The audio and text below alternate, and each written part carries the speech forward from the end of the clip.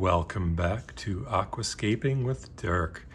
So what I'm actually planning on doing here with my Flex Aquarium is to upgrade the light. I'm not really pleased with the colors on it. I ended up getting this fairly affordable light on Amazon, and you can probably see some of the shimmer, the blues, the reds, and there's some pink light in there, and the coloration just looks so much better on the plants. So I plan on doing the same upgrade on this tank. I haven't planted it yet. I'm actually just coming fresh off of the Aquashella show in Daytona, and I bought some plants. This is almost done cycling, so I will be planting some grasses, some crypts, Java fern, so on and so forth, but I'll film that and share that with you guys later on. But for now, just wanted to show what the lighting condition is currently of the Flex. This is at full strength with some of the orange lights. You can't see it, but the orange LEDs are on too. So essentially what I figured out, I can move this track or move this and then end up siliconing it.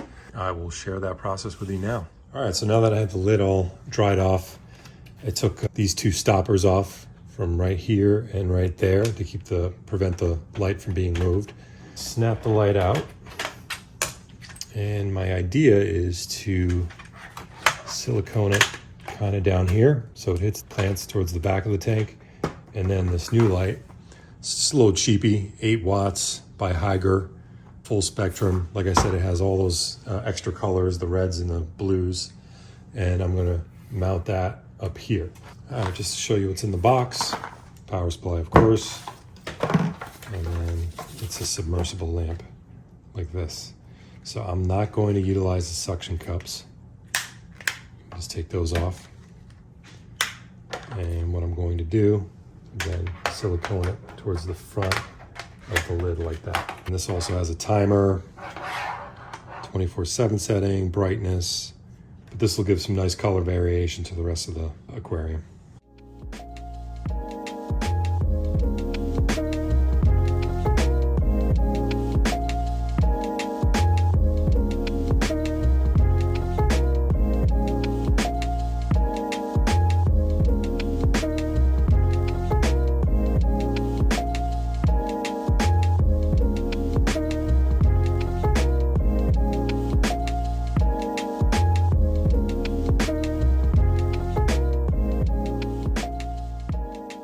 So this is the new light. Got the silicone under it. Obviously the duct tape's holding it in place. We'll give it a chance to dry.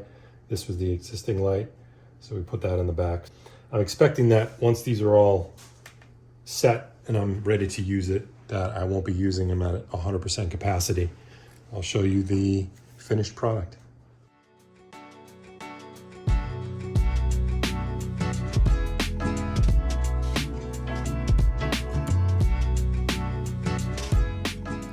Notice my 3 little bushes of Monte Carlo on the front of the aquarium.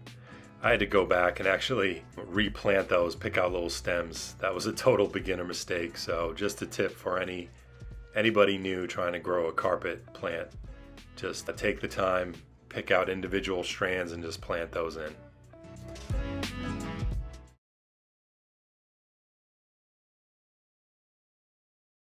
Check out this growth I've gotten over the 9 months that this has been planted. Look how great the Monte Carlo came through. I was really struggling with it at first, but with this upgraded light and the CO2, it's really just doing fine. Got a super thick carpet. My hair grass, I trimmed it back already, but that's grown. And you see all kinds of runners just going through the aquarium. You can even see the Monte Carlo back there. It's just doing really well with the amount of light we're getting. It's not intense enough to support red plants. This is like the red diamond Ludwigia in the middle there. And that's normally really red. And that is caused by intense light. And it's not intense enough to actually support the reds. You get some of it. So it kind of looks like fall in my aquarium, which is nice too. I really like that. Just with the amount of light that I get with that upgrade is fantastic. So this is with both lights on, and the OEM lights in the back from Fluval, and then this is the Higer light in the front. So now I'm going to show you what it looks like with just the OEM light on. We'll turn off RGB. So yeah, the front's really dim, especially the light's unable to shine through past the Java fern in the back. You can see how bright it is back there.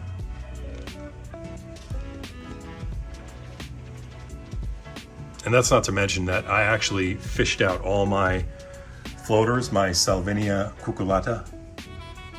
They're just floating in there to absorb any excess nutrients out of the water column. Turn on RGB. Yeah, look how the colors pop just because of the red, green, and blue. It really brings out the colors in the fish and the red in the Ludwigia, and even the purple in the, what is that, Kryptonite DeWitt, I believe it was. Turn off white LED. So now that's the Hygger light in the front.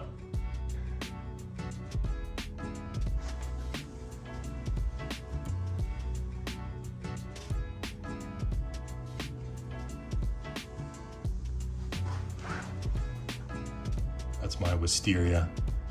That just grows wild. Fantastic beginner plant. Turn on white LED.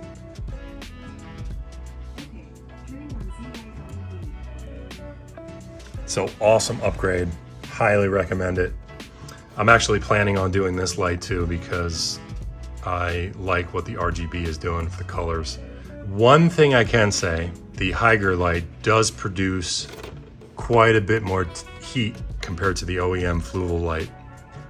Now I have had trouble with that because when we do go away, I crank up the AC and the temperature of the aquarium obviously goes up just from the ambient temperature of the air.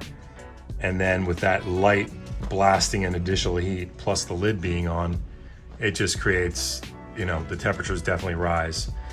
And that side effect has caused problems with my Galaxy Rasboras, sadly. I'm such a fan of those, but they require cooler water. I've had quite a few losses, unfortunately, and it's just due to temperature. However, any neon tetras, or any tetra for that matter, are gonna do great in this and be very forgiving with the temperature. So just returning my floaters, my Salvinia cucullata, which are fantastic plants for just absorbing extra nutrients. They as well grow like a weed when the conditions are right. And amazingly, with the light so close to them, right on the water surface, they just do fantastic. They look super healthy.